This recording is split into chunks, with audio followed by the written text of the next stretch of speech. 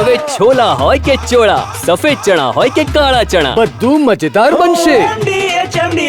આથી સમાચાર બે સ્થળે અને જિલ્લામાં એક સ્થળે મોક ડ્રીલનું આયોજન કરવામાં આવ્યું છે. સાંજે 7:30 વાગ્યાથી 8 વાગ્યા સુધીમાં બ્લેકઆઉટ કરવામાં આવશે. 45 સાયરન વગાડવામાં આવશે. આ સાથે જ ફાયર અને અન્ય સાયરનનો ઉપયોગ પણ કરવામાં આવશે. તમામ યુનિફોર્મ સર્વિસીસના સભ્યો વોલન્ટિયર્સ હાજર રહેશે.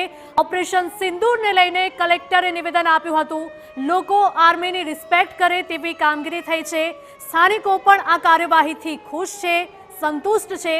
એર સ્ટ્રાઇકની કામગીરી માસ કેઝ્યુઆલિટીને ધ્યાને રાખીને કરવામાં આવશે.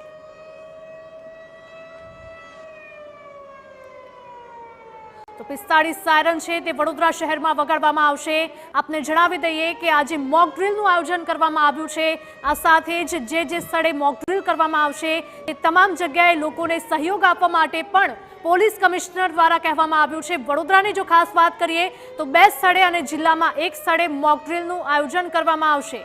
આજે સાંજે 7:30 વાગ્યાથી 8 વાગ્યા સુધી એટલે કે અડધો કલાક સુધી સમગ્ર વિસ્તારમાં બ્લેકઆઉટ કરવામાં આવશે. તમામ લાઇટ્સ બંધ કરી દેવાના આદેશ આપવામાં આવ્યા છે. લોકોને આ બ્લેકઆઉટમાં સહયોગ આપવા માટે પણ કહેવામાં આવી રહ્યું છે. 45 સાયરન વગાડવામાં આવશે. આ સાથે જ ફાયર અને અન્ય સાયરનનો પણ ઉપયોગ આમાં કરવામાં આવશે. તમામ યુનિફોર્મ સર્વિસીસના સભ્યો વોલન્ટિયર્સ હાજર રહેશે અને લોકોને પણ તેઓ સહયોગ આપશે. કઈ રીતે લોકોને આ મોક ડ્રીલમાં સહયોગ આપવો તે મુદ્દે પણ તેઓ તેમની પડખે ઊભા રહેશે. ઓપરેશન સિંદૂરને લઈને કલેક્ટરે નિવેદન આપ્યું હતું.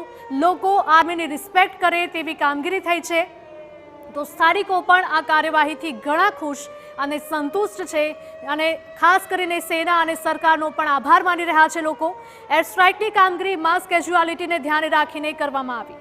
એટલે કે પાકિસ્તાનમાં જે પણ ભારતીય સેના દ્વારા એર સ્ટ્રાઇક કરવામાં આવી હતી તેમાં પાકિસ્તાની સેના નહીં, આ સાથે જ ત્યાંના સામાન્ય નાગરિકોને પણ ઈજા ન પહોંચે તેનું ખાસ ધ્યાન રાખવામાં આવ્યું હતું. અને ફક્ત જે આતંકીઓના ઠેકાણા હતા, જે વર્ષોથી આતંકીઓની ફેક્ટરી ચાલી રહી હતી, એ તમામ સ્થળ પર આ હુમલો કરવામાં આવ્યો હતો.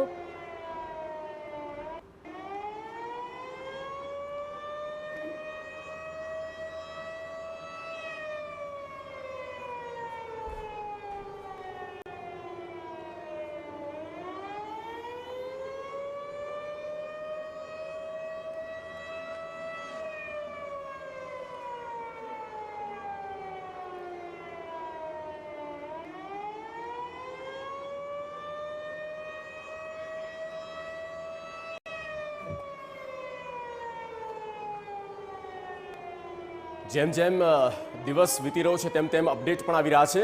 મોટી અપડેટ અત્યારની એ છે, ગૃહપ્રધાન હર્ષ સંઘવીની અધ્યક્ષતામાં મહત્વની બેઠક અને ઓપરેશન સિંદૂર પછીની સ્થિતિ અને મોક ડ્રીલના આયોજન મુદ્દે બેઠકમાં ચર્ચા કરવામાં આવી, જેમાં ગૃહ વિભાગના અધિક મુખ્ય સચિવ M.K. દાસ, ડીજીપી સહિતના અધિકારી હાજર.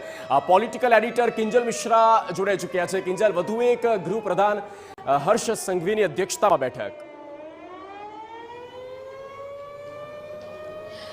જગદીશ, દેખો, સુરક્ષા અને સતર્કતા પણ એટલી જ જરૂરી છે, કેમ કે ગુજરાતની વાત કરવામાં આવે તો ગુજરાત પાસે સૌથી મોટો દરિયા કિનારો છે અને તેની સાથે જ વાત કરવામાં આવે તો એરપોર્ટ સહિત તમામ જે રેલવે સ્ટેશન છે ત્યાં પણ ચેકિંગ છે તે વધારી દેવામાં આવ્યું છે.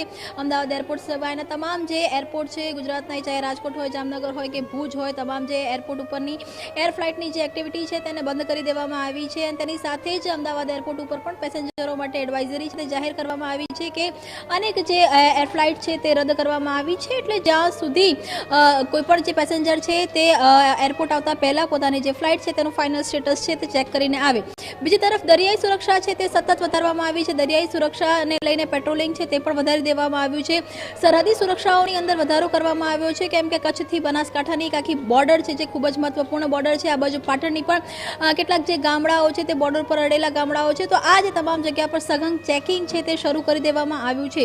આજે મોક ડ્રીલ છે, મોક ડ્રીલનું આયોજન દેશભરમાં છે, ત્યારે ગુજરાતના પણ 15 જિલ્લાઓમાં મોક ડ્રીલનું આયોજન છે તે કરવામાં આવ્યું છે. ગઈકાલે દિવસભરમાં બેઠકોનો દોર હતો તે ચાલ્યો હતો અને જેમ કે અમદાવાદની વાત કરવામાં આવે તો અમદાવાદમાં 10 જેટલા પોઈન્ટ છે તે આઈડેન્ટિફાઈ કરવામાં આવ્યા છે કે જ્યાં મોક ડ્રિલ છે તે થવાની છે. 4 થી 7:30નો ટાઈમ છે તે આપવામાં આવ્યો છે. તે જ રીતે વડોદરાની વાત કરવામાં આવે, ભરૂચની વાત કરવામાં આવે, તાપીમાં કાકરાપાર પાસેનું જે મોક ડ્રિલ છે તે ખૂબ જ મહત્વનું છે. અને અત્યારની પરિસ્થિતિમાં મોક ડ્રિલ એટલે પણ મહત્વનું છે કેમ કે ભારત દ્વારા જે સર્જિકલ સ્ટ્રાઇક છે તે કરી દેવામાં આવી છે.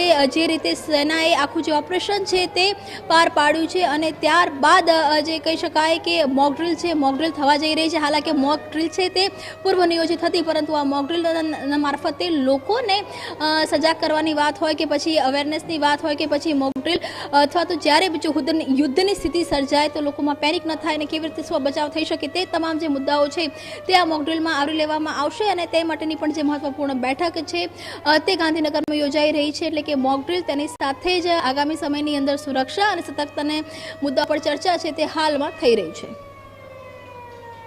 માટે તો Gujarat level MDH kitchen king મસાલા રસોડામાં હોય તો આપણે કાંઈ પણ બનાવી શકીએ છીએ. રીંગણાનો ઓળો, બટેટા ફુલાવર, ભીંડી મસાલા અને બીજું ઘણું બધું.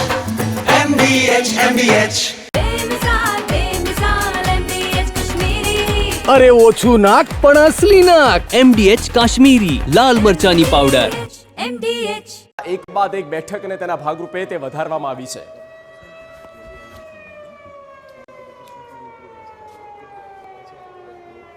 તો વડોદરાની જો વાત કરીએ તો 2 સ્થળે અને જિલ્લામાં એક સ્થળે મોક ડ્રિલનું આયોજન કરવામાં આવ્યું છે, જેમાં આજે સાંજે 7:30 થી 8 વાગ્યા સુધી બ્લેકઆઉટ કરવામાં આવશે. 45 સાયરન પણ વગાડવામાં આવશે. ફાયર અને અન્ય સાયરનો પણ ઉપયોગ કરવામાં આવશે.